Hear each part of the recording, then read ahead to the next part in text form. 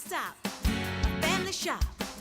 Think Thayer. Come on, let's get rolling. Come on, let's get moving. Think Thayer.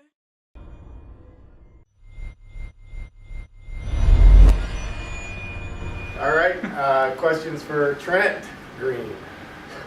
Thank you. Walk me through the emotions of those last couple of plays. I mean, first of all, start with the one where I forget who made the tackle, but they were able to keep the receiver out of the end zone. I mean, heart catching your throat on that play? Definitely. I think I salute Buffalo because regardless of the outcome of the game, they came out and they left it all out on the field in that last drive. And we left it all on the field too, trying to stop them. And it's a game of inches, and that play shows it all.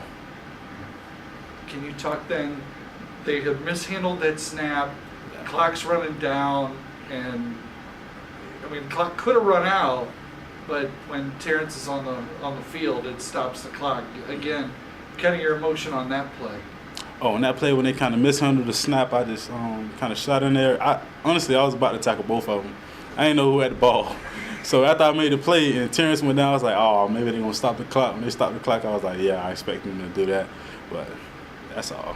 And then what are you trying to do on those back-to-back pass plays? Because it looks like basically the similar defensive alignment and goals for you guys. Oh, yeah, we just trying to put as much pressure on the quarterback as we can as fast as possible. And they was picking up the blitz. They was kind of like kind of almost max protecting and trying to just throw it to slants or a quick game. Will you talk about your goal defensively, and I mean yours as the unit? What were you trying to do defensively in this game? Well, they ran a pretty basic scheme, so we were just trying to eliminate big plays and force them to drive the field. So that's their thing. They survive off big plays. So we knew if we could limit them, we'll be able to win the game.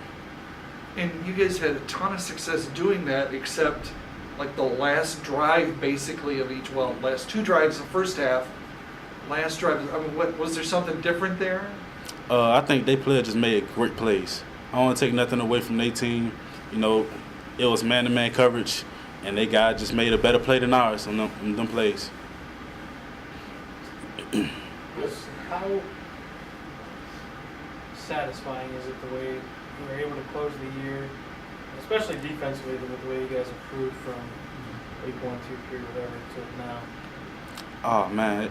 I mean, it's indescribable. I just knew that we had the potential to reach there, but it's a process of learning to do defense, getting all the wrinkles right, all the little details of it right. And throughout the season, we struggled to get it down packed. But once we started to get it down packed and learn to play as a unit and play with some excitement, it all started to come together. And one thing about us, we always stuck together as a unit, and we always believed in each other. So I think that was a big part of us finally reaching the successful stretch that we had in the end. How much of that, I guess, the learning curve came from, one, you got I think, fourth defensive coordinator in 4 years, plus the amount of youth you have on the field at the same time? Definitely. I think we had a transition from the linebackers making the calls last year to the safeties this year. And our safeties were young guys. So that you got the young guys calling the plays now. So I think that was like a struggle in the beginning, but towards the end of the season, the guys got real comfortable with what they was doing. So it started to run smoother. Well, you talked a little bit about the offense. You guys were able to do more than shut them down, especially in the third quarter. You were shutting down their offense and turning the ball over. What's the feeling when you're making those plays and all the offense has to do is go down and get a touchdown, and instead it's field goals, and it's still a one-score game. It's still a one-score game. Can you talk a little bit about that emotion? I think that's just it's definitely a crazy feeling. But I felt like if we just continue to do our job, our offense will finally just close the deal. So they was getting closer and closer. So I just feel like if we continue to make stops, they will eventually have success. Because they weren't really stopping us. They were just stopping us towards the end of the drive. So we'll drive the ball to the red zone and get stopped. So I just know if we close the deal on those drives, we definitely will win the game.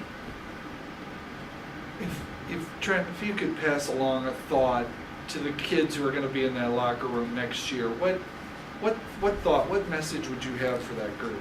I definitely would tell them, make sure they work hard and don't take no opportunities for granted. So over the off season, put as much work in as you can, watching film, and in the weight room, don't slack off, because we know with the potential of all our players, and I feel as if we have the potential to win another MAC championship next year if those guys don't let each other slack. But if they settle and let each other slack, they'll lose. But if they don't, they'll dominate. I truly believe they could dominate the MAC.